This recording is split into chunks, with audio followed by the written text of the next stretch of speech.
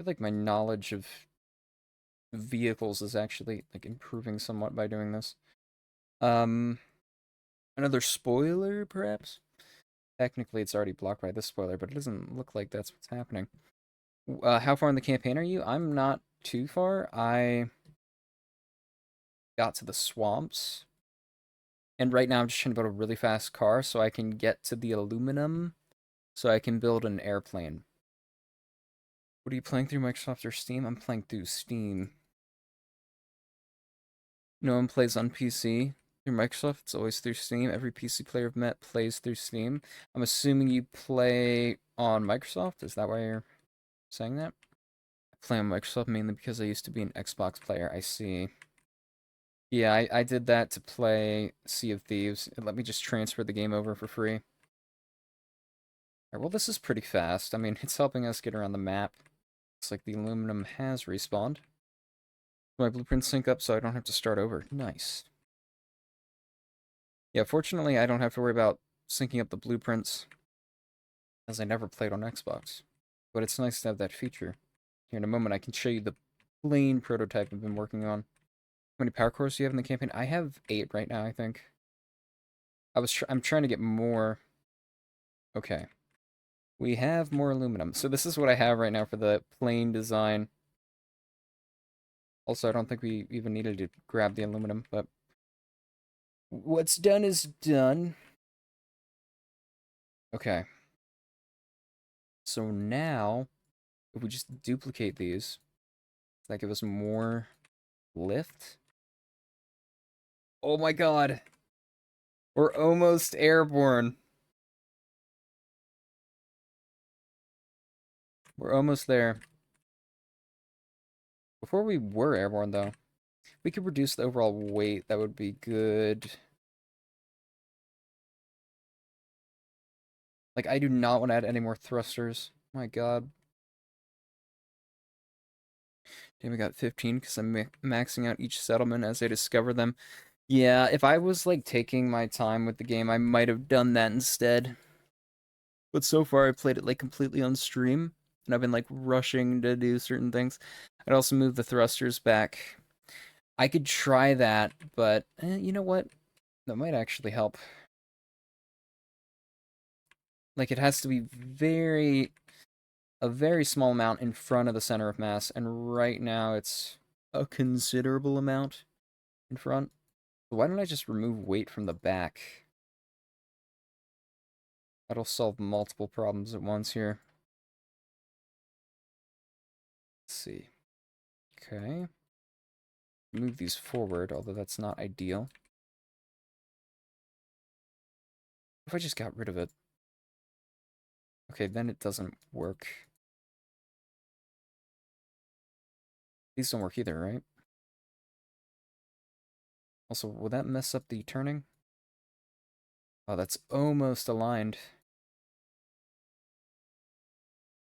What if you made it in sandbox mode? Oh, jeez. I made a giant drone. I made a hovercraft that can pick up other creations. Not too many things, but some interesting things. I could put a weight block. Weight blocks are really not ideal, though. I just need to add a little more weight in the back, or remove weight from the front? Question mark. Oh, I feel like we need like zero point 0.1 kilogram of difference now. What can we do? Actually, maybe it'll be fairly stable.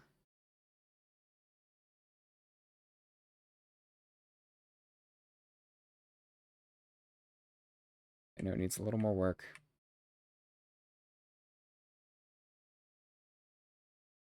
Getting any drag there? I don't think so. Move the thrusters back 1 block. Are you sure? I mean, it might work. Let's try it. Because usually when I have the thrusters behind the center of mass, it causes problems.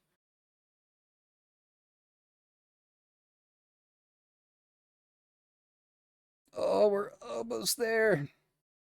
It does seem to be working a bit better, though. I could just reduce the overall weight. It does, yeah. So yeah, I could try reducing the overall weight. What else? Like one more spoiler in front and you'll be good. On each wing. Well, it's a good thing we just collected some aluminum. Or what about, do you think that the tail fins on either side would be better? Well, that just provides drag and direction stability. Let's try this. I could try balloons. I don't want to add balloons, though, because I assume they're pretty fragile. Alright. Oh, shit. Okay, wait.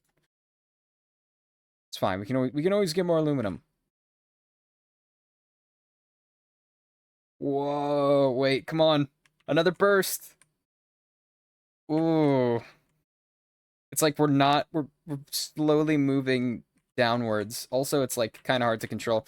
Is there turbulence in this? Oh shit. Land. Smooth landing.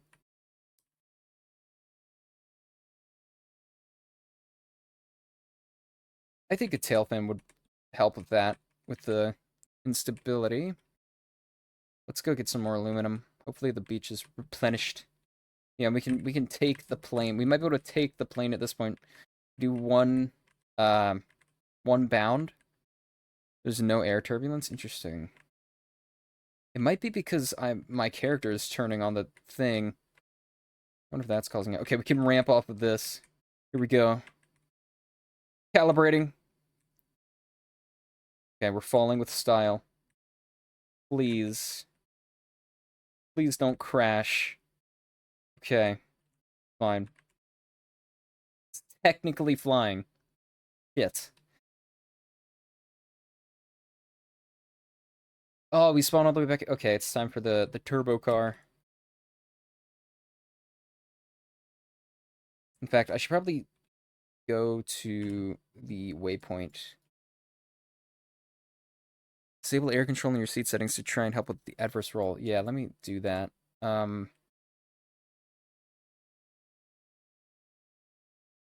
Disable air control, disable look around passenger seat. Okay, perfect. Yeah, there we go. I suppose it did help a little bit with like the yaw. What if I tried changing or increasing the max angle for the wing?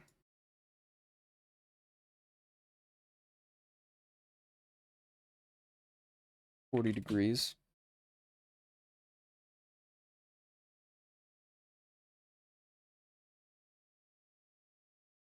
God. Maybe the back wings are supposed to turn as well. Like up and down, not just left and right. Okay, that causes more instability. All part of the plan. What? They take me back here. Okay, I have an idea. But we might get to the beach, like, way before I can do it. I was gonna try and transition into the vehicle when I'm at, like, max speed like this! Okay. No, it didn't work. But it made us indestructible for a second. Like, it gave us iframes. I'd do roll on the front wings and pitch on the rear, and I'd get rid of yaw. Okay. Roll on the front wings. Interesting. Let me try that in a second. Roll on the front wings. Yeah, I think I can make that work. Wait, but can't I just do that by flipping the direction? It'd be cool if you had a block that, like, mines things by ramming into them.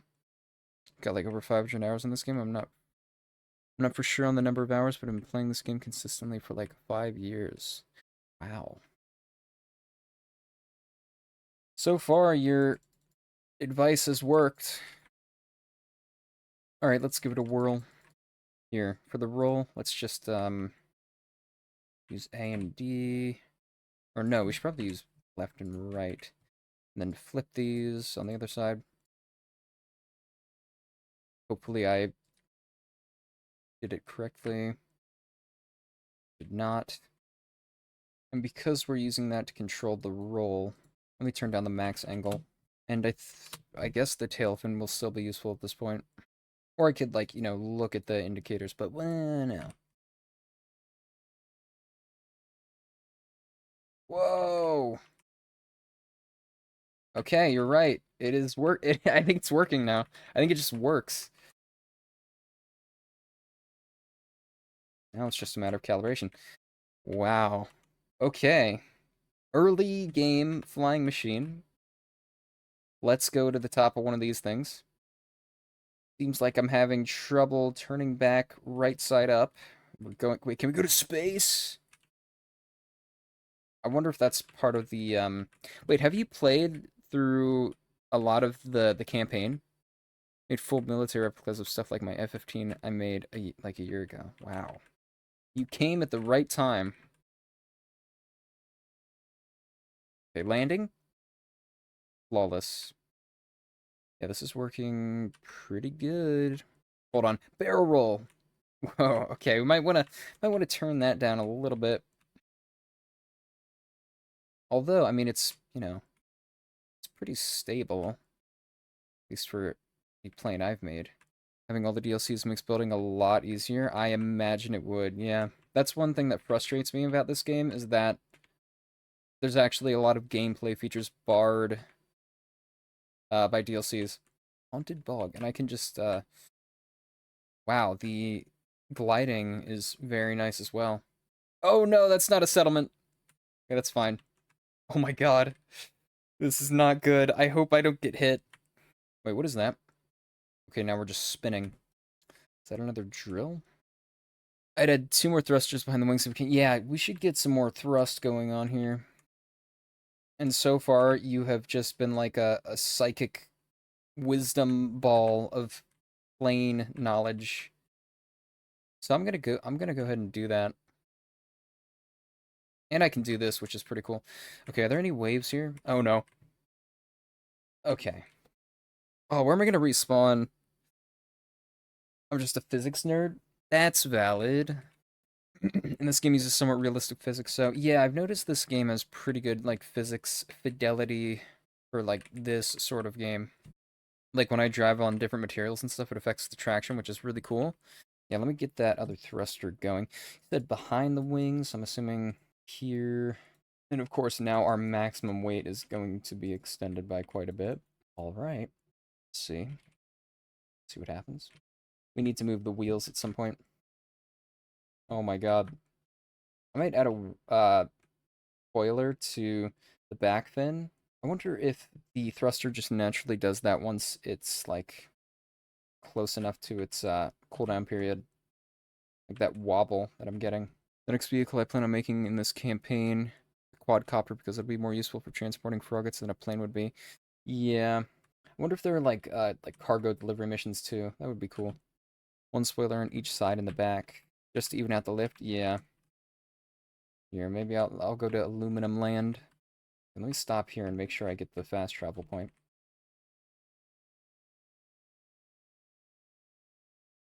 Worth it.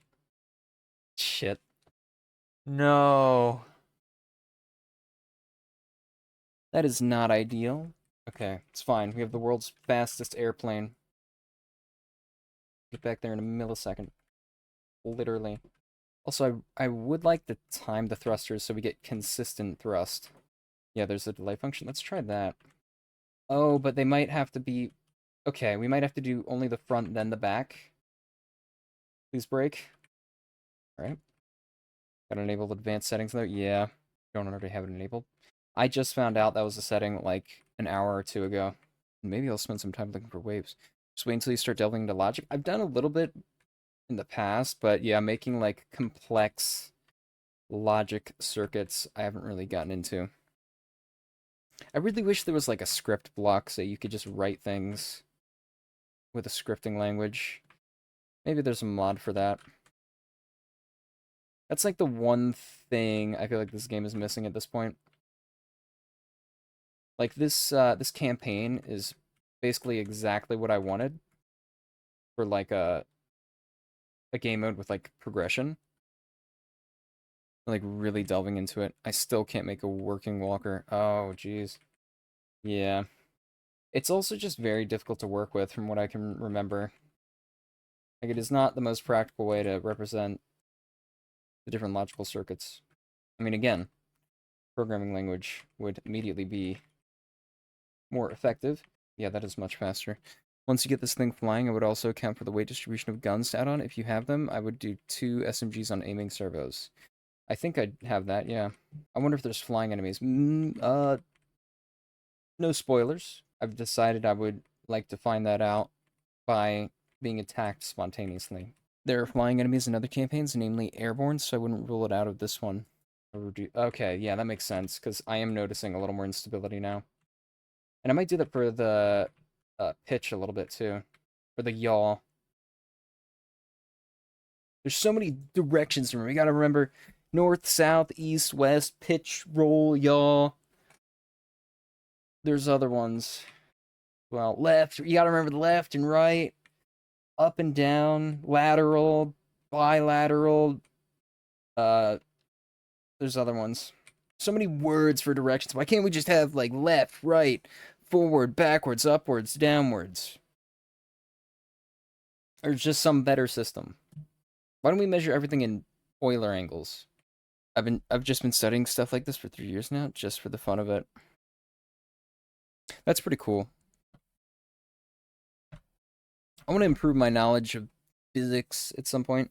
I looked in a little bit into like fundamental physics, like quantum stuff, and basically like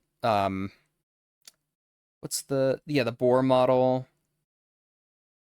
stuff like that, for like chemistry purposes. But I mean, I don't have a lot of intuitive headspace for like classical physics or Newtonian physics, like large macroscopic objects. Like I knew about how the universe worked at the age of 12 because I watched Neil deGrasse Tyson a lot as a kid. Yeah, I mean that's the thing. I feel like sometimes people talk about those subjects like it's difficult to learn, but most of the time I feel like people are saying that from the perspective of someone who's basically never delved into it before. So of course it's going to seem daunting. It's completely out of your headspace. I think it's kind of just a skill. Also, Neil deGrasse Tyson, very cool guy. I'm trying to remember. I'm trying to think about my favorite Neil deGrasse Tyson moments. There's the GIF where he's flying through space. That's a good one. This stuff takes practice. Yeah. Nice to have things to practice at, though. He does a certain way of explaining. He does. He has, like, a very engaging intonation. He's a very good, like, public speaker.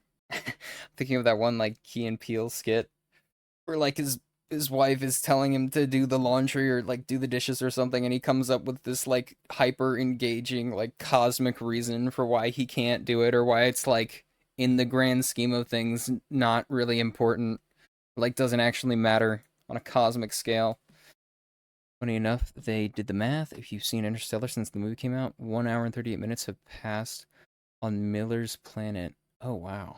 What if you inversed that, or like what if you watched Interstellar on Miller's planet? I wonder how long that would be on Earth. Also, I have no idea how time dilation works. That is something that I have not looked into at all. I am completely like brain empty on that subject. Like I can understand like gravity just as a fundamental rule, it just exists. I can accept that presupposition. But I don't understand how like time dilation is created through the interaction of those different processes. The math is 1 second on Miller's planet is 17 hours on. Okay, 1 second on Miller's planet is 17 hours on Earth.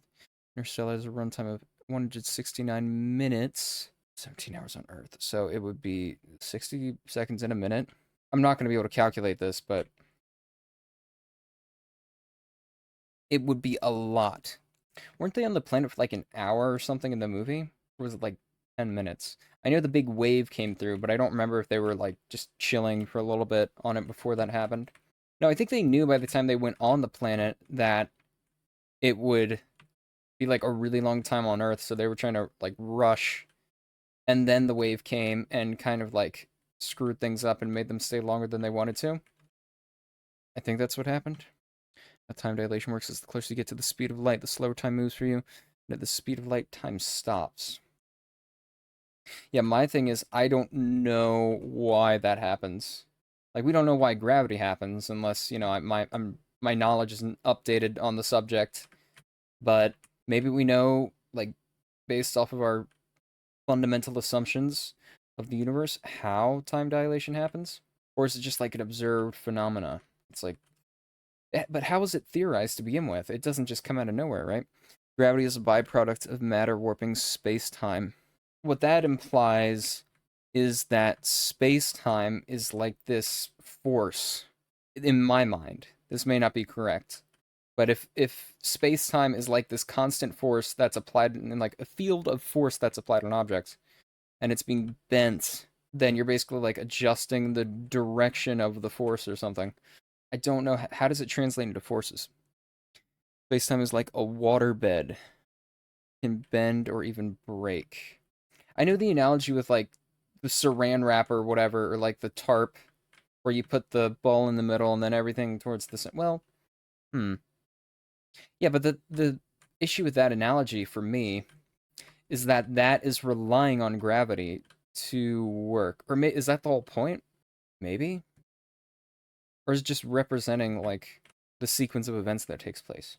Like, okay, you have space-time web that has a distortion value of 0, 0, or hypothetically. Why is there no gravity applied there versus when you have a large object, then it becomes distorty, and then suddenly a random force is applied? And that's what black holes are. They literally break space-time because the gravity is so strong that space and time switch roles. The implications of that statement are not parsing in my brain. That's the thing, is space time, or is space-time like a tarp? Is that what we've deduced? I guess so. But if space-time is a three-dimensional tarp, why can I move through it? So the singularity, the infinitely dense point at the center of the black hole and not in front of you, rather than your future. I think, so what's happening right now is I feel like I would have to take like an introductory college course worth of research to understand intuitively what you're saying. Or maybe if I thought really, really hard about it, I could figure it out. I mean, I'm sure, I mean, I believe you. I'm just trying to understand what it means. Vortex. Oh, wait, could we get some waves here? Oh, I can see what this is gonna be. Okay, that's cool. Looks like we're getting some waveage at some point. And since we are locked in the dimension of time, we cannot escape the black hole after crossing the event horizon. We are locked in the dimension of time. But time isn't frozen. What do you mean we're locked in the dimension of time? I'm misunderstanding what you're saying. Oh, like you can't time travel back out of a black hole? And we're locked in it in the sense that we can't move through it. It just happens to us. Whereas we can move through space, like three-dimensional space. I guess that makes sense, yeah. And also, another thing I don't understand is the linking between space and time. Like, the way I understand it is time is just... I guess time is another dimension. Oh, yeah, and if it gets warped... Jeez. Okay, now we're in the nether. Well, this is the flying area, it seems. I'm just spoiling all the different locations. Space-time is 4 dimensions, 3 dimensions of space and 1 dimension of time. We are locked in the time in the sense that we cannot move through time as we move through space. I see, yeah. And assuming we think about it like dimensions, a large object gets placed on it and distorts it, which means time would move faster around large bodies. Is that... Yeah, because they were near a black hole in Interstellar, and if you think of it in a spatial context, when you're near a large body, you move faster towards it. So if it's in the context of time, time would move faster toward that object, where toward means how close you are to it, maybe. But I think at this point, can we say that the assumption we're making about the universe, or the model we're working off of, the thing that is presupposed, is that time and space are a set of dimensions that can just be distorted by different objects? So you need 4 coordinates to tell someone where to be. You need longitude, latitude, height, and time. Oh yeah, I can understand exactly what you mean by space and time make up like 4 dimensions that we exist in. What I don't exactly understand, why do the large objects distort space-time? What causal link is there? Just watched a lot of Kurzgesagt videos. Why do I feel like I've heard that before? Oh, I've been here before. Shoot. Okay, so maybe I should say, do you know what the link is there? Like if I why is time moving slightly faster around my hand, and why is gravity slightly stronger around my hand when I do that? Or just like at all times, but like in that position then. Like we know mass distorts those dimensions, but why? And I suppose what I'm asking is, can we go any more fundamental than that without like going outside the bounds of what we know? Like why does time move faster around more dense objects? Yeah. Or why does gravity increase? And also with the speed of an object, why does that affect it? Is it just the amount of energy in the system? This is a very fascinating conversation. This might actually be the most one of the most fascinating conversations I've had on stream. Well, for spinning black holes born from the cores of massive stars, they spin so fast, spinning black holes, that they literally drag space with them, creating another zone outside the event horizon called the ergosphere. The black hole will make you orbit it, whether you want to or not. So is there like a velocity element to this distortion of space as well? Like if an object suddenly goes from very small to extremely large on a cosmic scale, is there like an inertia there with the distortion of space and time? Like what that would look like? I guess it would have to like basically it would almost like slow time down momentarily and then bring it back up to speed, or maybe we would just like have to catch up to that. It's angular momentum combined with density of the object. Yeah, that's what causes the effect, but in order for the effect to happen, it implies there's some sort of like, first of all, directional aspect to the distortion, but also there's a velocity aspect. Like if it's just spinning and there isn't that, shouldn't it just attract to those points, but it would like spin? So I guess it would still kind of create that effect, but the way it sounds like you're describing it is it's like it's flinging space and time, not just like distorting around the point. Anything can become a black hole if you compress enough matter in a small enough space. Yeah, I would like to understand the correlation between um speed and time. Like I know mass distorts time, right? But why does speed distort time? I mean, I guess I don't know why mass distorts time, right? But speed, that is a different thing. Like a black hole with the mass of Earth would barely be larger than a coin. Oh, I see. That is surprisingly large, actually. For some reason, I'd imagine it being like way smaller. Also, the ad break is going to start in 10 seconds. Oh, it's not ideal timing. This is actually a very good conversation. Okay, well, I'll be back in a minute and a half. We have some time to parse our thoughts. But can you answer me this? Do we know why space and time distorts around these large objects? Like we know that it happens, but do we know why? Or is there anything that you know of? Because I was of the understanding that at least gravity is an unexplained phenomenon. According to the theory of general relativity, the gravity of the black hole curves space-time in a way that affects all measurements of time and space near the black hole. And the gravity is the byproduct of its density. Yeah. So I guess it is just a presupposition or a theory, but a very well proven one at that. Interesting how it all works. I wonder if there's like a way we can understand more. I wonder if it's possible. Like, think about how crazy the world is. Like, what the hell is going on? Being that the singularity is infinitely, and the gravity being the singularity is infinitely dense. So yeah, that's another thing I'm still that on is like the interaction between time and gravity at a singularity. Like, does it become inverse? Do we start moving into negative speeds of time or something? Do you start moving backwards in time? Or what would happen if you went into a black hole? I feel like that's actually a very commonly asked question. Maybe Maybe there would be an answer for this.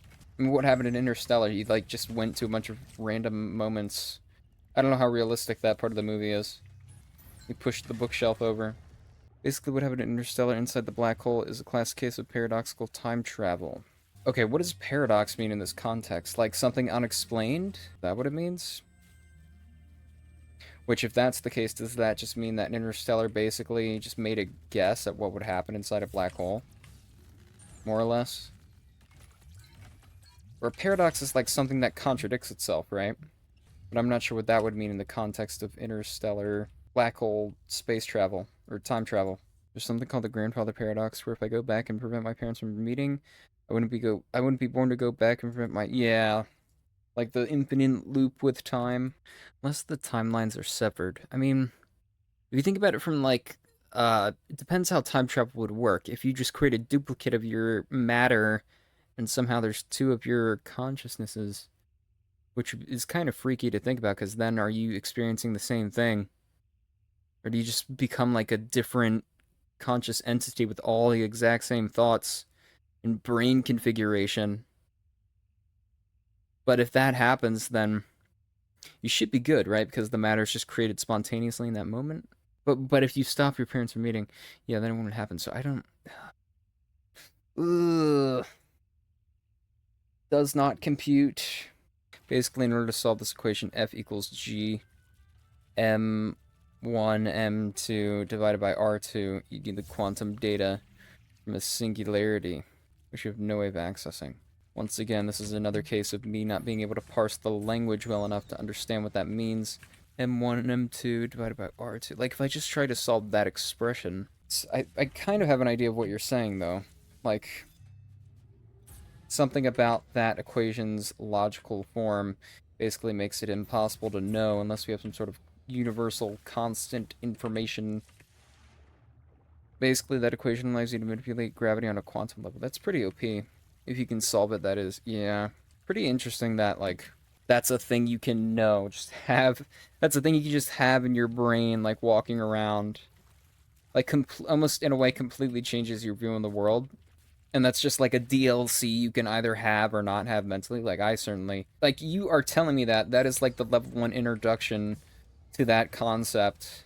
But you're, like, at level 5. Like, that is actively changing how you see things. Shit.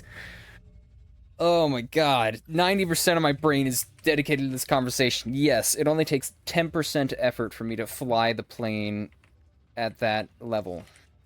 Of course. But gravity is that constant. It moves through both space and time at once because of the nature of space-time. What I'm getting from that is gravity is always involved in the equation as like a constant. Literally a equation constant. Like, not gravity is 1.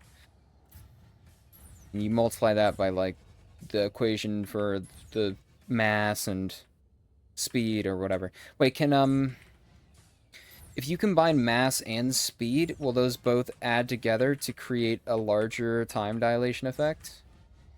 If you watch Interstellar, Cooper explains it pretty well. Oh, wait. For some reason, okay, Interstellar and explanation, those words just parsed in my mind as the scene where he punches a pencil through a piece of paper. But yeah, I'm assuming there's another explanation in the movie where he explains more of what you're talking about.